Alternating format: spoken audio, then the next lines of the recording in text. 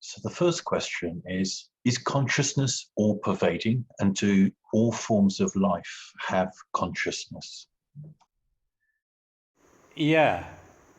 So in deeper samadhi, you experience this all pervadedness. Just like for all the creatures, objects, stories, everything that is in your mind, so your mind is simply all pervading. That is the purest form of consciousness when there are no thoughts or visions are there. Thus, the same consciousness is one single self and is all pervaded. So if this consciousness is all one and the same, why is it that we all have the same consciousness and yet there's conflict between these different parts of that same consciousness? Consciousness is the same one, but many portions of the consciousness has come in touch with the reflections of the brain in human being and in all other creatures in different ways. If it is not well developed brain, at least some instinct would be there. So thus, getting struck into that, this portion of the consciousness has identified itself, in fact, misidentified itself as the body. So, thus, the differences occur. What it thinks, what it visualizes, what it can understand, all these things differs from person to person. So, thus, the consciousness that is stuck in that brain's reflections also will have the different beliefs. I would also like to say it has become a victim of the brain's reflections, thus the difference occur. So when you practice the cleansing of the mind and achieve total silence, so then you gain the awareness of the self, means you settle back into the real self, that is pure consciousness. Then you realize it is the same consciousness everywhere. So it's the brain's reflections misguiding the consciousness to misidentify itself. Yes. So that is why we also tell you need to be the master and the brain needs to be your assistant or your servant. That you need to use the brains to live in this world. Instead, if you simply take everything that the brain reflects in good faith, you can become a victim of the brain. Brain is like a computer, it's an organ, a biological organ in the body. Through the nervous system, it is active and it is in touch with the world, means it has given us consciousness of this world, the universe, what we would like to call for understanding. So thus, whatever brain reflects, if we consider that to be the truth, it is like whatever the mind imagines, the mind considers that imagination as the truth. So thus it becomes a victim of its own imagination, it becomes a victim of whatever the brain reflects. The truth might be something else. So the brain is reflecting. What is the connection between the brain reflecting and the mind imagining? Watching the brain, it registers in itself, then gets into the imagination that to be the truth. So that is what happens, and thus it gets carried away in that imagination, forgetting its true nature, true self also, and the truth about the ultimate existence. Everything is forgotten. So that is how it catches. As I told, brain, apart from the blood and oxygen that we all know, it also needs the mind's application. It's a peculiar relationship of mind getting applied to the brain and brain reflecting. If the brain reflects, then again mind becomes activated. It catches that reflection of the brain, and then the mind firmly believes that to be the truth. Thus it becomes a victim of the brain's reflections. Instead, if you can control the mind is a separate part, at least for now, we can consider. So that is how you are able to withdraw the mind from the reflections of the brain and keep it under restraint, control. You won't allow it to become a victim of whatever the brain says. Like the brain can be a good servant but a bad master. That's what needs to be. Then we have to use it. With all the concentration, if we use the brain, we can utilize brain's services in a much better way. To a larger extent, we can use. So thus we can understand, always be aware of the truth of existence and the imagined world and its play. We won't become a victim of the world also. We will simply, as a witness, we will live in a matured way in this world. Nothing shall affect us, our consciousness, and we can sort out our own problems. We become more matured and have that peace at all times. We won't lose, and we won't depend on this world for our happiness and unhappiness. Whatever happens, we will always be happy and at peace. Thank you. So in meditation, we're trying to ignore the imaginations and finally have a silent mind with no thoughts. When we achieve that, there's no thoughts. Is that consciousness of existence? And is that the same as pure consciousness? Yeah, you see, first, when you are able to clear all the thoughts and visions, what remains is the consciousness of your existence. This is there even before also.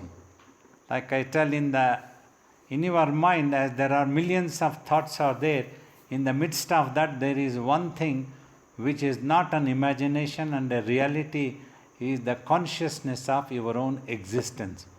But you don't know what it is. Simply there is a consciousness that you exist. Just now you have misidentified that conscious to be the body as your personality, as yourself. And thus everything connected to the body can affect your peace or happiness, anything. And that awareness of the truth. So as you clear all the thoughts and visions, as the mind becomes silent and silent, then you will see that consciousness of existence always remains. That will not disappear. You cannot make that disappear. The more that you become silent, it is there. That is how you gain the awareness of yourself as that. That is the pure consciousness.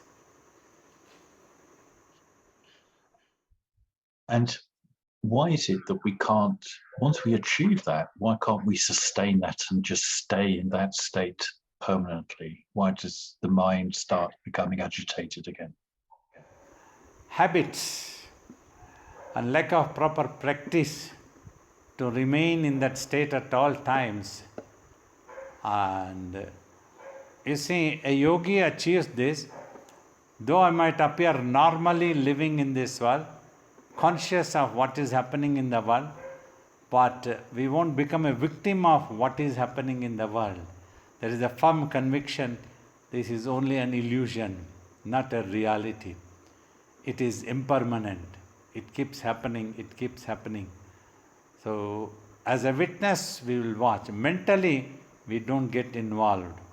The mind is now pure consciousness and it is ever silent one.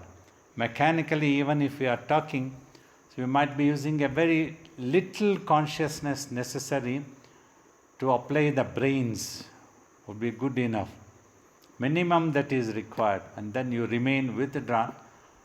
You won't allow the brain to reflect on its own, in its own way. You are always now aware of the truth. So you won't become a victim, whatever even it reflects, whatever the world projected appears to be. But that is not the truth, you are well aware now. So thus you can remain at peace at all times, remain unaffected by the happenings of the world. So here I would like to clear, many times the question has been asked. That doesn't mean that we are going to be indifferent to the world. We can always help somebody, help the world. If somebody is suffering, we can help.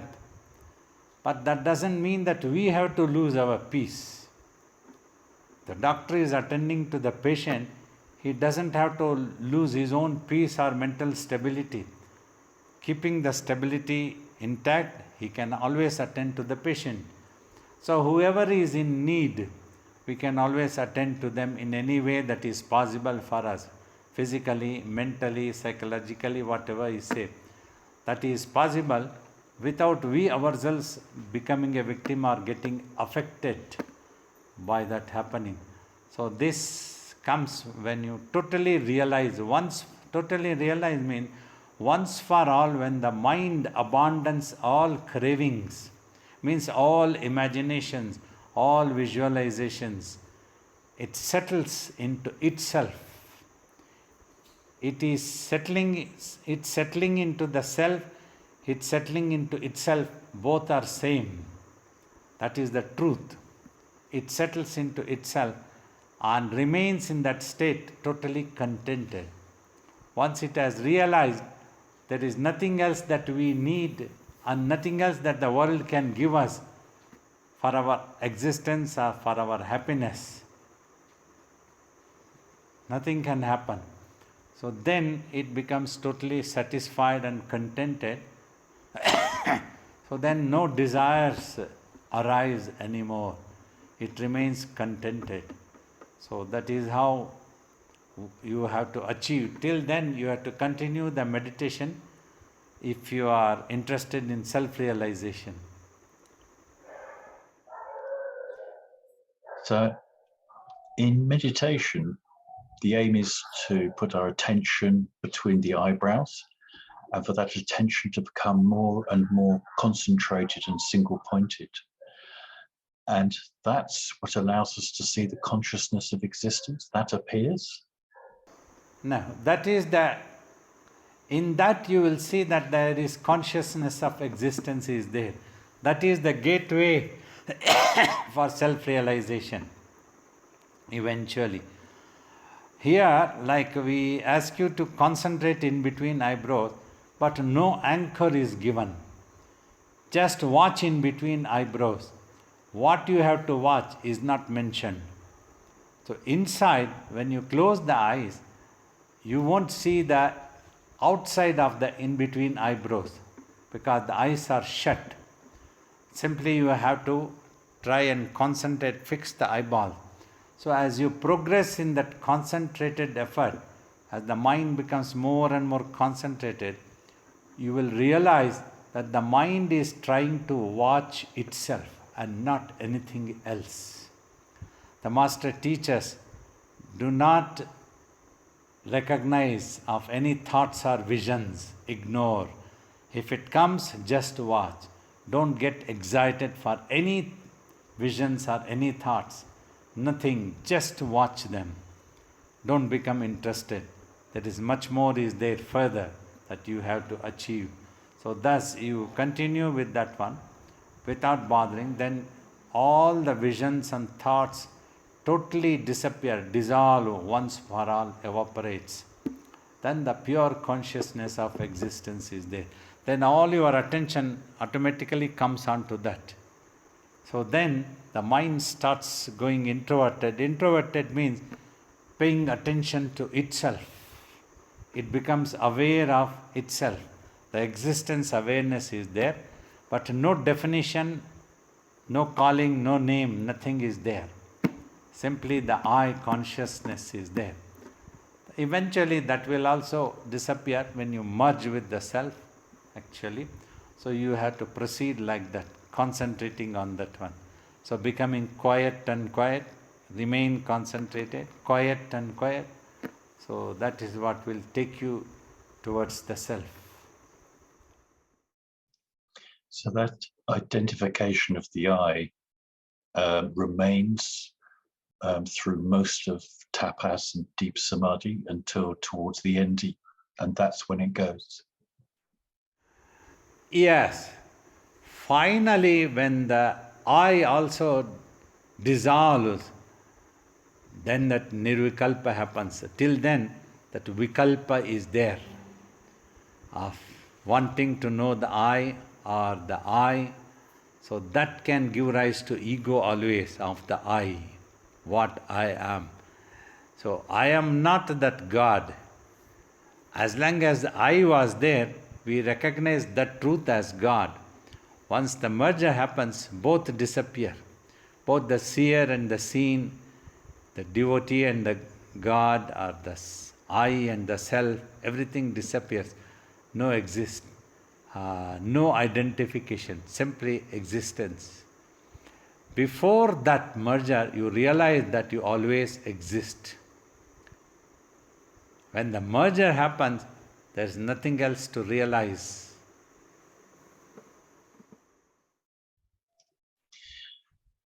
So towards the end of tapas, the mind is becoming more and more powerful. Is it that the ego could also become more and more powerful, or does the ego become smaller and smaller? Yeah, that is why detachment, vairagya is recommended, it is necessary. But the mind can go into a vairagya only when there is a firm conviction about the impermanence of this world and have faith that the appearance of the world is also an illusion. These two things you maintain and cultivate. Never doubt about it. Then the detachment comes. As long as mind believes the world exists, it gets attached to something or other. You try to remove one, it gets attached to another. It happens. So you have to give up these two and need to have the firm conviction of the impermanence of the world, the appearance of this universe or whatever it is. So then only the detachment comes. Then the mind gets withdrawn, then the ego disappears. When you realize there is nothing on which you can rule, so then there is no need of any power at all. And that vairagya comes, and then you remain in yourself contented. No ego can occur. As long as there is a separate entity is there, always the ego can occur this as mine. Me and mine is the problem that has started somewhere, and it has to come to an end when we realize there is something wrong in this aspect of the me and mine. That's what is giving me the trouble. Why the peace is not there at all times. Naturally, effortlessly, simply in that way, it must be there. Why is it not there? Something wrong in me, or is there something wrong in this world? So that is how the botheration should come. Then when you give up the me also, the mind goes. When there is no separate entity, second entity is there, then there is nothing.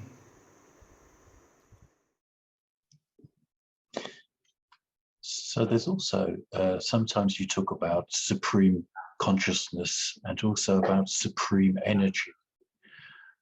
Are they one and the same, or different aspects of the same, or different? They are one and the same actually. Just to give an understanding, when there is still the mind is there, and I have spoken that the mind is actually combination of consciousness and energy. And to explain, the same consciousness and energy has been explained in the concept of Shiva and Shakti.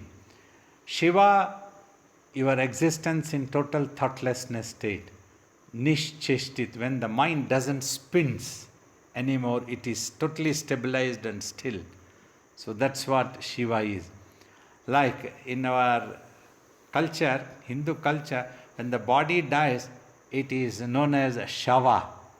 Means it is totally inert, it won't move anymore, it's over, finish. But Shiva appears to be inert, but it is supremely conscious of existence. That's why Shava and Shiva are different. It is told. To explain this only, I have tried to give. Thus, if you are the mind, which is a combination of consciousness and energy, it's the ultimate truth. That is the supreme consciousness and supreme energy is the divinity, is recognized as God. As long as you exist as the mind, as an individuality, the ultimate truth of that, the source, is recognized as God. So once the merger happens, both names disappear, both identity. If there is no disciple, there is no guru. If you don't have a son and that son has to call you father, so how can you be a father? So that ends, the story ends. Thank you. And also, somebody asked about prana. Can you explain about prana, the meaning and what it's involved with? Prana is the self only, actually, this mind, consciousness. As long as this is in touch with the brain, there is prana in the body, there is life in the body. The body keeps moving. So this happens as long as the brain is alive, either way. So when the brain is dead, it is finished, it won't function anymore, then the mind gets detached from the brain's reflections because there is nothing to catch. So thus the prana is gone, is over in that body. This is the simple language, simple understanding. So many explanations, terminologies might have been used, but this is what really happens when you do tapas. In the simplest way I can tell. Like also I have explained, when the mind gets detached from the brain, because the brain is dead, is dying or is dead. So in the end, intensity of thoughts forms based on the acquired habits of the mind. It's acquired habits like forming an attitude, temperament, judgments, analyzations, understanding, observation. Through all these, the mind acquires habits. Ki this is mango, this is the world, this is a rock, this is iron. Whatever it has assumed, it is stubbornly, it says ki that is the truth. If somebody like us come and tell ki this is God, so they won't believe. They'll ridicule and make fun of us. Even that God also is imagination finally. Nothing is there. So like that, mind acquires the habits. Based on that, it assumes next incarnation. That mind spins within itself. Then and there itself, it doesn't have to travel anything. Traveling into lokas, everything is an illusion. Simply doesn't really happen anything. Because there are no lokas at all, so where to travel? It's not an individual that it will travel simply. Then and there itself, it spins and it feels as if that such a thing is happening. You see, if you observe your mind, sometimes when you mentally are deeply absorbed into a particular thought, particular vision, particular story or incident, anything, so that story within the mind appears to be so solid and real. You would have forgotten that you are sitting and simply visualizing or thinking. That scene would have gone. Only that which is in the mind would have taken over dominantly. Just like watching a movie, as I tell. So if this mind has so much of power, so imagine the supreme consciousness. So when that merger happens, and if that visualizes an enormous amount of consciousness, visualizes what happens. So like that, reincarnation happens. To stop this again and again to be reborn or to die again. If you are born, you will die again. If the body is born, it will die. The moment it is born, it is guaranteed that it will have to die. It's a matter of time. So that's what happens. So that keeps on happening, reoccurring again and again. So when you come into that vision of your own creation, so your peace is not guaranteed at all times. Because you start depending on the surroundings, on the happenings, on your own imagination for your peace and happiness. So that's what happens. Like early morning when you get up sometime, it's likely that you would feel refreshing, very refreshing. Mind is at peace. Suddenly, unknown to you, it starts imagining. When it starts imagining, generally it imagines pleasant things only. Nobody wants any unpleasant thing. But due to its own habits, as the day passes by, it slips into both happiness and unhappiness, good and bad, right and wrong, whether it is correct or not correct. Like that it gets into the confusion. All sorts of things starts coming into the mind. Like that, for the consciousness, if it assumes any rebirth and a world of its own, so that is also not guaranteed, because the consciousness goes into a duality, only then a creation happens. If there is only one single self remains, a creation, nothing happens, no imagination comes. And in the duality only you realize that you always exist eternally. There is no extinct for you. So that is guaranteed. This also is a matter of feeling secure is necessary. So that's why this topic is taken in philosophy, to teach by the ancient sages in the teachings. So that's how it happens. So when a realized yogi's body is lost, that's called Mahasamadhi, and that's different. There's a difference there. It is known as Mahasamadhi generally because electric current is switched off, but the fan is going. After some time it will stop. Like the mind, maximum of the mind is withdrawn from the brain's clutches. So brain is also very minimum active and at peace, relaxed. So the mind consciousness it is now. It is totally in the awareness of itself, and no imagination stays there as a reality. Like you write on a white paper, instantly it gets erased. Mind doesn't register anything. Mind is now pure consciousness. Nothing is registered as a reality. Sometimes it could appear as a very funny state. When you are walking, it's like a sleepwalking type. Like Ramana Maharishi says, it's like measuring the sky by sky. Only the space can measure the space. Nothing else can measure the space. So that type of when you are in yourself. So that's what happens. Then one day, the body gets dropped automatically. In due course of time, when the brain is dead, it stops functioning. Then the consciousness, which was hidden till this day in that body, simply becomes one with itself. It is not reborn because there is no desire and no more imagination. There is nothing else to achieve, nothing else to work in this world also. Everything is done. So it's all finishes.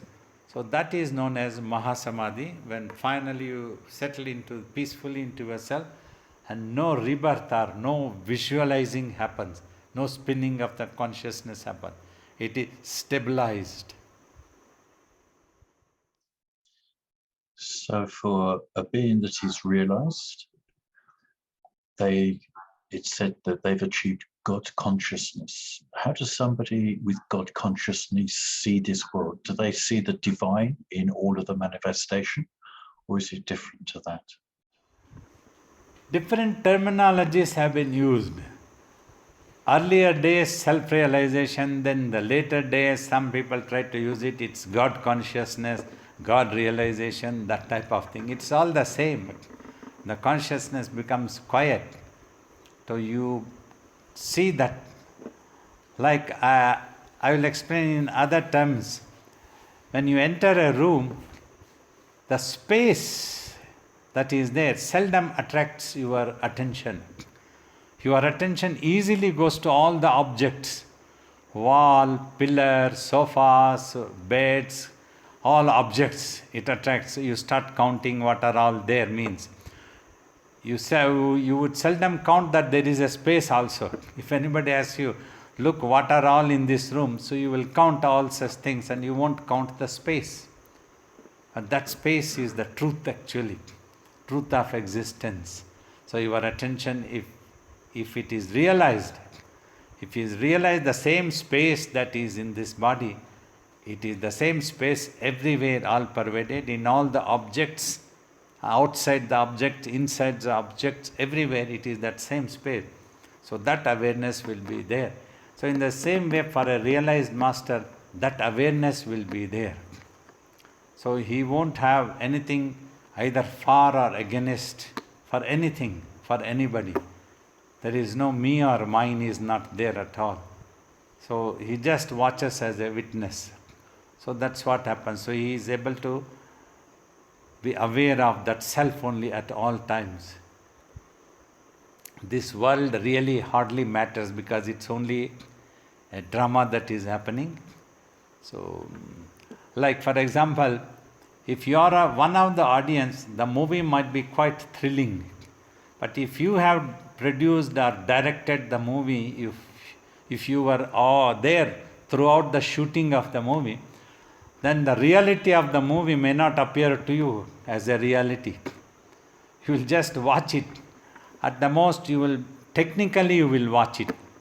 How technically that was made, how these things are happening, that could be quite interesting. In the same way, when you do meditation and tapa, for some time, mind and its technology can be quite interesting. How it produces and how when a thought is imagined and then the same mind considers that thought to be a reality, forgetting that this thought is there because of my own imagination. Such is the power of the mind. So that appears so solid, that thought, and everybody believes whatever they imagine that to be the truth. And everybody think they are the true people, they know the truth, they are the reality. Never tries to think that we are simply imagining it. This need not be the truth. The truth might be something else. So somebody has asked, which I think perhaps follows on, is it your experience that there is an intelligent consciousness allowing or helping creation to unfold with a definite purpose? This intelligence is application of the brain only. Consciousness, when it becomes pure consciousness, it won't have any meaning for the creation at all. It's like a dream that was there and it's over. The purpose also doesn't serve anything. When a thing appears and after some time it disappears, so like the body appears, we call it as birth. When it dies, it disappears. In between that time, we call it as life. So that life, whether we like or not, often we are forced to do it when we depend on the body and its urges. Like when you are hungry, you have to eat something. Then you can sustain. Then you can live. So that's what Sri Rama asks in Yoga Vasishta's first question, the Vairagya Prakarana, the detachment chapter. The whole world seems to be struggling to earn a livelihood, some food for this physical body. If they go on feeding the body, they will die one day. If they don't feed the body also, they die. So what is this fun? Is there any purpose in this, or simply we are made to do like a drama? That's what Rama asks Vasishta, which had puzzled him about this world in Yoga Vasishta. That's a beautiful question come. So that's how the purpose, what the purpose of the world? We have to achieve peace. That peace is achieved when we become quiet in the mind. For that peace only we are all looking for. Everybody in the world is looking for happiness. They want to become an emperor because they want to be happy. They want to become a watchman because they want to be happy. If that is all the imagination. One has imagination to become an emperor, another has an imagination just to become a watchman. One has the imagination to own a supermarket, another has the imagination to have a small chocolate. It thinks that person thinks this chocolate only can give me happiness. He won't consider that supermarket can give me happiness. So nobody really knows, hardly people know what is it that can give happiness or peace, though everybody is looking for that. So if you are peaceful, you have peace. This is the simple formula. Means where? Mentally. Mentally you are peaceful, you are quiet. That is the enjoyable peace. Then you have peace. That is the purpose. There is no other purpose for anybody because anything else is impermanent. The purpose won't be served at all once for all. It's only for a temporary, for some time. And then it disappears. Thank you, Babaji. Someone has asked, did my consciousness create different people? And if so, if I ignore someone and stop thinking of them completely, am I erasing them and will they slowly disappear from my life? These things doesn't happen like that. Whatever is in your mind, you need to make it dissolve. Don't bother about the outside world. That a certain person is there and if you ignore that person will get dissolved. Things won't work. Technology doesn't work like that. The things are all in your mind. Whatever is in your mind, if you stop visualizing, if you stop thinking, if you stop recognizing what is in your mind, then that thing that is in your mind gets dissolved. And then you realize your real self. Let this world be in its own place. It has come in its own technology, it will go away in its own technology. Not the human mind has not created. It is a much larger consciousness which has created the universe. Like I have explained, in Hindu philosophy, the first trinities, the divine forms recognized are the Brahma, Vishnu and Maheshwara, Shiva. Brahma is the concept of creating and Vishnu sustains that creation. Shiva is withdrawal of this creation back into self, into thoughtlessness state, anything. Same, initially when the ultimate truth existed as one single self, from the Purana says, from that enormous amount of consciousness, much more bigger, larger content what our mind is. If our mind is of 10% potency, it's a billion, 100,000 potency, something like that we can think. That arose. That remained in its awareness. That created by imagination. But did not get involved into its own imaginations. After imagining, it remained in itself. So that's why that consciousness remained uncorrupted. That is the Brahma, Vishnu and Shiva, these trinities are known. So very quickly, in due course of time, the withdrawal also is to happen, creation happened, and when sustained also, watched as a witness, never mentally got involved. But the next generation, in the stories of the legend Puranas, all the Devatas are mentioned.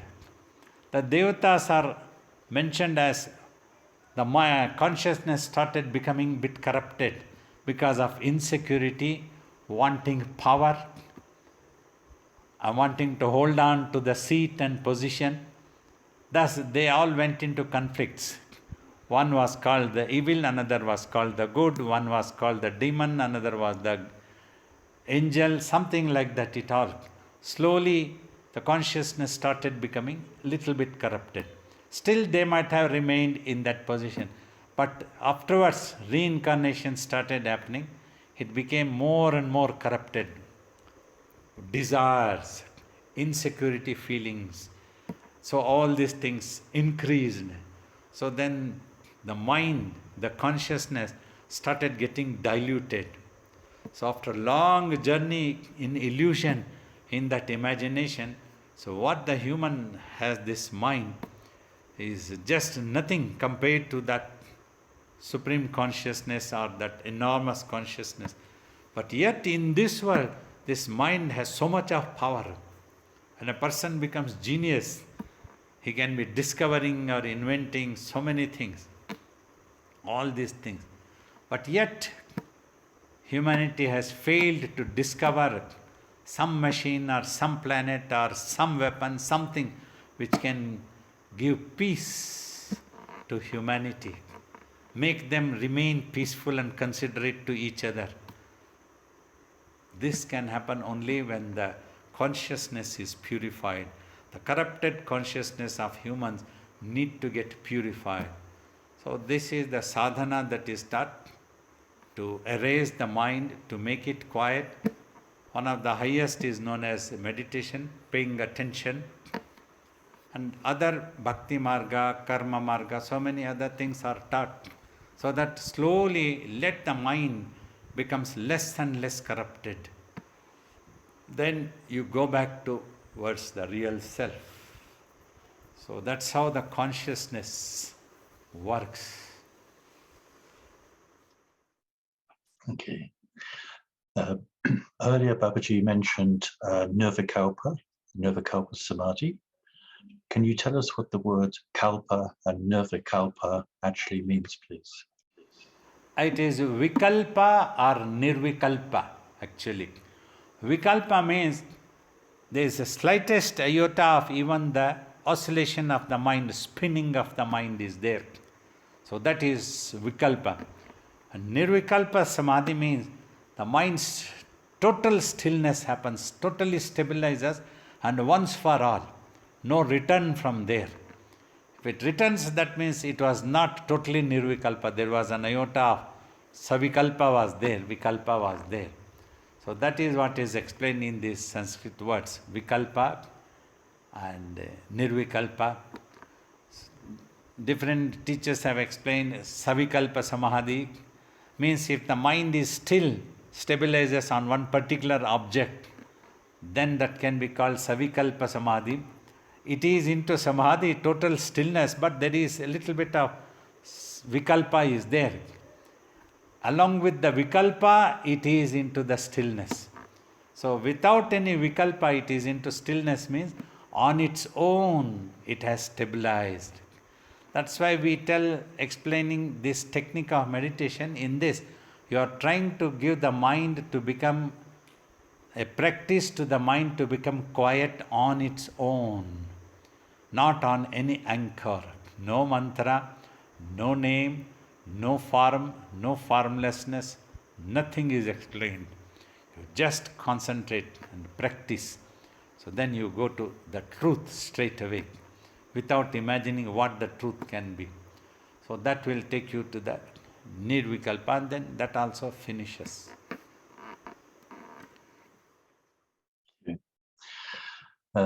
Somebody's asked, in some of the stories, there are realized sages and they can get into an argument and curse each other.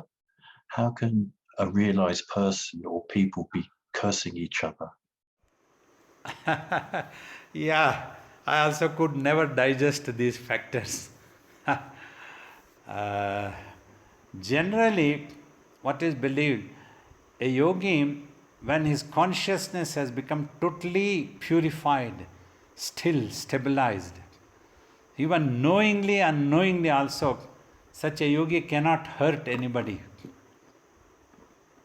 Swamiji used to say, even if a yogi slaps, somebody, it will be beneficial for that person in some form or other to lose a karma or to get rectified, to take the right path, any such thing. Like if a father scolds a son, nothing, no harm in it. The father wants the child to be on the right path, simply that's why he tries to pull him.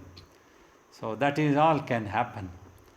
Not out of selfish ego or anger that one curses the other, that thing happens. So that's what it is. So That's my for the opinion. purpose of the story so that people can learn from it. They're acting. Yeah, beware of your mind becoming corrupted and leading you to corrupted ways of life. So what in this world, one important thing philosophically, say okay, nothing is prohibited, but you should know where to stop. Take care of the health of the physical body and the mind. Based on that only you indulge in this world. Then there is no harm. So if you forget yourself and if you don't know where to stop, like I tell, if you want to eat a sweet, you eat one laddu, no problem.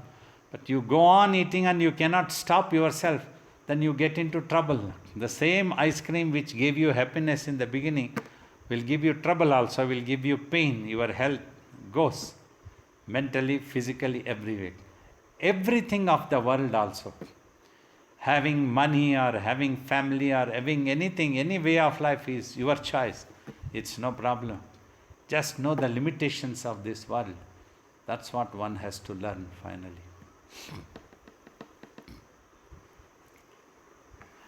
Wonderful. We appreciate all your participation in this question and answers and the meditation. So giving me an opportunity to express my opinion, experience and what my master taught me.